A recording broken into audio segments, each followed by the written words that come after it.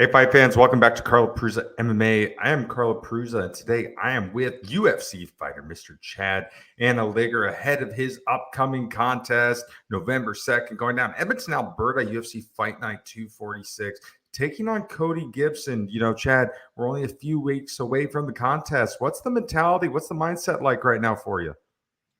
Yeah, at this point, it's kind of always the same. We're just under 3 weeks out. So I still got some work to do. The hard work's not over yet. So I still got some hard training, keep my cardio on point, keep the weight on point. Once I get up to Edmonton, a week out, that's when, I start to switch gears and start focusing on the performance. But right now, I'm still in preparation mode. So, the foot is still on the gas for now. You're coming off of a huge win over Grigoriou. I know we talked before that fight, and you mentioned to me, that's a big fight for you at the time. Your two-fight losing streak. You went out there, great performance, got a big win. How satisfying was that victory for you? It was really satisfying. Not necessarily just for myself, but for all my friends and family and teammates and coaches, and they knew that I had a lot more to offer that I hadn't done yet in the UFC. Not that fight was everything I have, but it was nice to get a little bit more of a show off performance. It just felt great to just really remind me that I belong here with the best guys in the world, and that I'm capable of a lot. It was a good reminder to myself and remind the UFC and make sure that they re-sign me. You've had some great fights over your career. You've taken on some very tough guys. I think a performance of yours on the regional scene, obviously your victory over Brady Highstand. Amazing finish there in that third round. And now that victory, I don't know if it means a little more, but he's done well in the UFC. He's generating a name for himself. Walk me through that finish, man. Walk me through the finishing sequence of that third round. Yeah, that was a great fight. I was just laser focused on victory. At that time, I was extremely confident, and I didn't really know who Brady was. He ended up filling in for somebody else. So when they brought him in, I didn't know much about him. He was a young kid and didn't have much of a record, and I was just full of confidence. Once I got in there, I realized, holy shit, this guy's actually pretty good. But it was actually good for me to not, build that monster in your head sometimes of how good your opponent can be or what he does. I was the opposite. I was just like, I don't know who this kid is, but I'm running straight through him because I'm ready for the UFC. And it was a good thing I had that mentality because that's kind of what it took to get him out of there. But I was on another level that night. I knew I was, leading up to the fight, in the fight. Even when he had some good positions, I just knew it's like as soon as we separate, I'm going to be all over you. And that's what happened. I was just confident and I was, aggressive. And that's just how I fight. That's me at my best. So when I'm doing those things, people get knocked out. Following that contest, did you feel like you did enough at that point to make it to the contender? Oh, definitely. Yeah, definitely. That would have been that was 8 in a row, I think. Yeah, that was my 8th in a row. And they were 7 finishes. And if you look at the record, every single one of those guys had a winning record. Not very many people can say that. So I fought tough guys and I beat them all and finished most of them. Do you remember where you were when you got the phone call that you were fighting on the contender?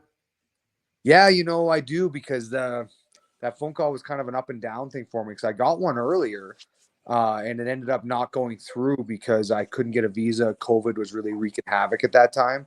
And so I got it, but it wasn't even the full call. It was kind of like, we think we can get you on the contender series, and here's what we're going to do, and here's the potential opponent. And everything was great, and I was excited, but it had this like asterisk beside it where it may or may not happen. So it ended up not happening, and I was super annoyed. And the guy, ended up going on to the UFC, and I was just so bitter and frustrated at that time, especially with COVID, wreaking havoc on everything else in your life.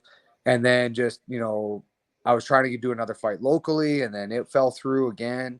And then just out of the blue, I got another call saying, "Hey, it's back on. We got you out for this season." So it worked out, and I got my shot. But the call I didn't get that real nice definitive call because the first one was kind of iffy, and the second one was making up for one I'd already kind of fell off the table. So it wasn't those calls that were the best for me. It was getting my contract renewal call. That was the best call.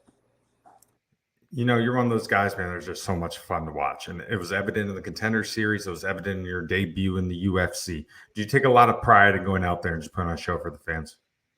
Oh, hell yeah. And it's a lot easier. It's a lot more fun. Leading up to getting my my offer on the contender series, I was riding that winning streak, and without it, I don't think I would have gotten an opportunity. So there was so much pressure to win. But once I made the Contender Series and then got my contract, I was able to switch gears again and just fight great. Yeah, I want to win. I always plan to win, but when it's not the main goal, the goal is just to fight great.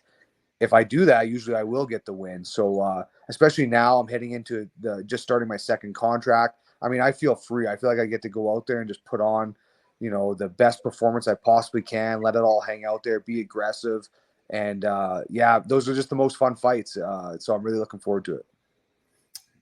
So this time out, you're taking on Cody Gibson, a guy who did some big things on The Ultimate Fighter a few years ago. He's had another really good chance, his second go around here in the UFC. But overall, what do you think of him as an opponent? I mean, I respect him a lot. I think we're actually fairly similar in a lot of ways. He had some ups and downs in his careers and battled back and made adjustments. And I think he's fighting at the best level he ever has. And we're both, older guys too, in our late 30s, and we're still pushing and chasing our dreams. So I got a ton of respect for him, and I also know that he fights like me. When the fight gets ugly, when the fight gets dirty, he likes it. He gets going. That's what fires him up, and I'm the same. So I think that's why the UFC put this together. Is they see the potential fireworks there, and I'm excited for him. What I think is so interesting about this contest is you guys are both very well rounded. You guys both have knockout power. You guys are very good both on the ground. Could this potentially be one of those that could just be a 15-minute dogfight? That's what I'm counting on. That's what I'm betting for sure. Cody does not just lay down for anybody. He's a big guy, and he's super solid. He's got cardio. He's got heart. I'm the same. I'm not going down for anybody either. So I really see this being a display of blood and guts and heart out there. And when it's a fight like that, typically that's where I shine. So yeah, I think it's gonna be a fight for the fans for sure. So correct me if I'm wrong, but I'm pretty sure this is the first time fighting in Canada for the UFC. Has this always been one of those kind of bucket list things that you've been thinking of? Oh yeah, definitely. I am super excited to get some of my friends and family out that have supported me all the way through my career. My career has been a long one. It's had a lot of ups and downs, and a lot of the people that are going to be able to watch me in the Rogers Center, the big lights, the big show, were also people there watching me in shitty little casinos and bars and fighting on the regional show for years. I'm just really excited to give one back to them and give them something real good to cheer about. So yeah, this is a big opportunity for me, but I have the feeling that it's at the right time. I've earned it, and I've kind of cut my teeth in the UFC, and this isn't, just my first or second fight, and they're throwing me up in my hometown. It's like I've already got a little bit going, so I'm looking forward to putting my best foot forward out there too. So I think it's perfect timing, and I can't wait. So obviously you're fighting in your home province, your home country, but is this kind of enemy territory a little bit because you're fighting the building where the Edmonton Oilers play and you're a big Calgary Flames guy? Yeah, I think we got a mutual agreement to kind of let that thing slide for the fight night. We'll leave hockey outside of the arena for that night. But yeah, any other time that I'm going to be in Rogers, I'm going to be cheering for the Flames for sure. So. Since we're on the hockey subject, if you had to do a Mount Rushmore top 4 Flames of all time, who do we got here? Oh, geez. Jerome McGinley for sure. I'd like to put Johnny Gaudreau up there too. I mean, it's real tragic what happened to him recently. Who else we got? Mika Kiprusoff? Yeah, actually, I went to his retirement jersey game last year. That was a real cool moment too for Kipper. And then, I'll probably go Giordano. I was always a big Giordano fan. There you go. So, in addition to fighting, I believe you also own your own gym. You train a lot of fighters. You train youth fighters. How much do you enjoy doing that? Martial arts is my life, man. It is the thing that gets me going every day. I find new motivation in all kinds of ways, whether it's my own career, my own skills, my own fighting, or developing others, or, just the regular person that just wants to better themselves and push themselves. It really gets me going every day. I'm living my best life for sure. Mixed martial arts has grown so much over the years, and I think especially in Canada. I mean, when you first started getting into this, what was the MMA scene like in Western Canada? Was it tough to find fights? Yeah, it was different. It was different. There were still fights, and there were still some events going on. Um, they were maybe a little less structured. You didn't really know what was coming up, and there wasn't a lot of gyms. Some of the guys that were fighting at that time, I mean, there was no the skill level is nowhere near what it is now. Like my training partners, my main training partners for my fights, this fight included, are still amateurs. It's insane. That's how good they are. At my time at amateur, I would have got murdered by these guys 100 out of 100 times. So the level has definitely gone up, and I think the professionalism of the promotions and stuff has gone up too. But the scene was always there. Like I probably saw it more because I was in it, but there was always fights happening, and you could always find certain things at certain gyms, and whether they were sanctioned fights or not. But the scene was always kind of alive. I don't think it's changed that much. What I do think is it's opened up a bit more to the regular person that just wants to do some training for fun and fitness and self defense. That's there now. Where in the past, a lot of these gyms were kind of just for guys that wanted to fight. So I think it's definitely going the right direction, though. That's for sure. You've been involved in combat sports for over 15 years now. I think a lot of people don't realize, man, 15, 20 years ago, this was not as culturally accepted as what it is today. It was outlawed in many places. People were calling it human cockfighting. They thought this was straight barbaric criminal activity at one point. When you first started fighting, do you have any crazy stories of maybe promotions, unsafe fighting conditions, fighting outside, mystery opponents? Do you have anything? All of those things. I literally have a story on all of those things. Every one that you said. There's a whole bunch. I remember there was a fight in Lethbridge once. They wanted to do it outside, and it was in the summer, and the mat got so hot that it was giving guys burns. It was burning the bottom of their feet. And then when they were grappling, it was so obvious that guys were like, they were being burnt, just being held on their back. And it was a wild night, and everybody's strategy changed on how you wanted to fight that night because you didn't want to really touch the mat. That was a crazy one. I had one of my first pro fights. This is still at pro level. I showed up for weigh-ins. My opponent just didn't show, didn't call, nothing. And a guy a weight class ahead of me, his opponent didn't show, didn't call, did nothing. So we just fought each other instead. I just weighed in an extra, half a pound heavier to make it into his weight class, and we fought. In addition to obviously rules and better venues and the promotions just a lot more logistically being better, the talent has increased a lot in the last 15, 20 years. One thing Jorge Masvidal once told me was the reason why he thinks it's because now it's so culturally accepted that kids are watching it. They're having those discussions at the dinner table. 10 years old, kids are starting doing Brazilian jiu-jitsu. By the time they're 18, 19, they're having amateur contests. By the time they're 22, 23, they're even having pro contests. Do you think that is part of what contributed to this evolution of skill? That, and I do think that you can make a living doing martial arts now. You can actually make money, not just with the UFC, but even with some other promotions. So real athletes are now choosing MMA, whereas they may not have in the past, just because, sure, you could be a great fighter, but maybe there wasn't much of a path for you there. But now there is. People can make real money, then actually take care of themselves. So I think the sport is attracting a lot more true athletes to it to start their training. I think that's what's really driving up the skill level too, because some of the athletes is just a completely other level. The skill level will, like anything, will always get higher and higher every year.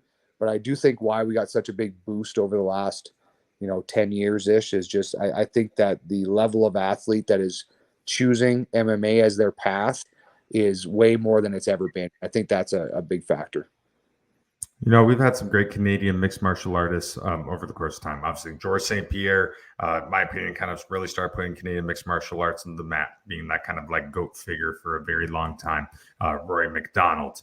Currently, in this day and age, who do you categorize as the face of Canadian MMA? Are there a couple that you throw up there? Yeah, that's a good question. We might be lacking a little bit in a one solid name like we have with GSP and some of those other guys, but I think we're really spread out right now. There's a lot of great fighters like Hakeem Dawodu. He still hasn't, at this point, he's had so many fights in the UFC, but he still hasn't really been able to show how good he really is. I really think that he is, one of the faces of Canadian MMA, and he really helped bring in this new wave of Canadian fighters when he got signed and got in there, and guys like Malott and some of the guys out east that they're putting on great fights. Charles Jourdain, and what's his name? Sorry, I'm blanking. TriStar guy. Zahabi, he's fighting on the Edmonton card too. He's put together a lot of wins. I think like as a collective, Canada has been putting together good fights and more wins. So I think we're just getting Canadian fighters more known, not just a Canadian fighter. But in my eyes, one of the big pioneers that hasn't really gotten, his real dues is Hakeem Dawodu. He really bust down the door for a lot of guys that have come in lately. And he's still, I can't wait for him to get back in there because he is absolutely world class, and he still hasn't even shown a tenth of his talent yet. Now, going into your second contract here at the UFC, has the goal changed? Has the mindset changed at all from when you first set out to do this? Yeah, man, it's about the money now. Well, it's not all about the money, but it definitely helps remotivate because I achieve a lot and I did everything I wanted to do. I made it to the UFC. I got some wins. I had some ups, some downs, but I fought all my fights and I was proud of what I've done. So the motivation is always still there, fight in Canada, have a big crowd, but it's like I've kind of done a lot of this stuff. But now this is really giving me an opportunity to build something more for myself, my girlfriend, my life. When the money starts to actually have an effect on my life, it really remotivates me to just make the most of it. So it's like the more resources I have, the more good I can do, and this is a way to really increase that. Whereas before, I was still making money and it was still okay. It definitely covered, some of the costing it takes to fight, but it wasn't as much of a motivator as it is now. And I'm just speaking plainly, it matters. It makes you. I felt like a brand new man getting off the phone with my new contract. I just felt like I couldn't wait to get back in the gym and get back to work. Now that hockey season's starting, you have some competition on fight night. I mean, the Edmonton Oilers will be playing, the Calgary Flames will be playing. Do you think people are still going to tune in to watch you fight, or is hockey going to win? I'm going to win. I'm going to win for sure. I've been around for a long time. I've been fighting all over this province, all over this country for years. I've been training at gyms for years, all over the place. I've met so many people. I've lived different places. I own my own gym now. Alberta knows Chad and Anheliger, and they're going to be supporting me for sure on November 2nd. Absolutely. All right. Last question for you, Chad. In a perfect world, what is the outcome when you take on Cody Gibson in Edmonton, Alberta, Canada, November 2nd? It sounds crazy, but I don't want a quick fight. I don't want to get him out of there early. I want us to have a bloody war, and I want the crowd just, exhausted by the end of our fight because it's going to be so exciting. And if I do that, I know I'm still going to get my hand raised too. But I want the absolute best fight that we can possibly put on for all my fans. Absolutely, Chad, man. Well, I'm looking so much forward to this fight. I think this could be a really good time for fight of the night. And maybe if a victory, you wear Calgary Flame jersey in the press conference? We'll see. Maybe a hat. Maybe a hat. Okay, good compromise. All right, well, that's it for us tonight. That is Chad the Monster, Anheliger. I'm Carl Prusa. Stick around, fight fans.